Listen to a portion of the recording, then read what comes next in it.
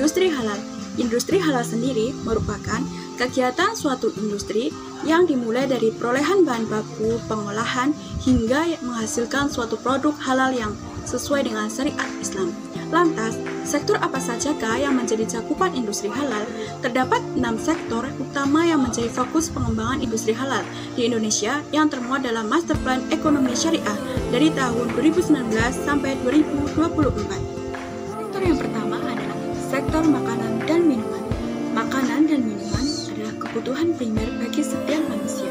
Bagi seorang muslim, mengkonsumsi makanan dan minuman haruslah yang halal dan baik atau thayyib. Al-Quran seperti dalam surat An-Nahl, surat 16 atau ayat ke-114 menyebutkan keharusan mengkonsumsi makanan dan minuman yang halal dan baik. Untuk memastikan produk makanan dan minuman yang halal dapat melalui sertifikasi halal. Sektor yang kedua adalah pariwisata halal. Kawasan wisata halal di negeri ini berkembang pesat di Nusa Tenggara Barat atau NTB misalnya. Di sana terdapat kawasan ekonomi khusus atau KEK Mandalika yang memamerkan keindahan pesisirnya.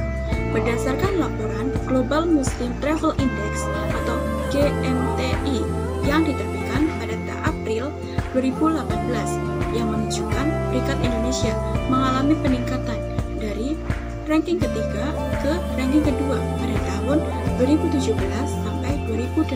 Sektor yang ketiga adalah fashion halal. Busana muslim menjadi daya tarik para perancang dan umat Islam di berbagai belahan dunia. Indonesia kini menjadi acuan perkembangan hal tersebut. Sejumlah perancang busana muslim lahir dan tumbuh di negeri ini. Komunitas hijab juga bermunculan sebagai perkumpulan yang memperhatikan dan mengonsumsi berbagai busana muslim terbaru. Tren ini menjadi ajang silaturahim yang mempererat persaudaraan dan melahirkan gagasan dan gerakan yang mendukung perkembangan tren busana muslim dunia. Keempat yaitu media dan rekreasi halal. Industri kreatif bernuansa muslim menjadi daya tarik masyarakat Indonesia. Di antaranya adalah karya kreatif berupa film dan animasi yang bermula dari novel. Contohnya adalah ayat-ayat cinta. Kemudian dikembangkan menjadi film yang tayang di layar lebar dan menyedot perhatian masyarakat nasional.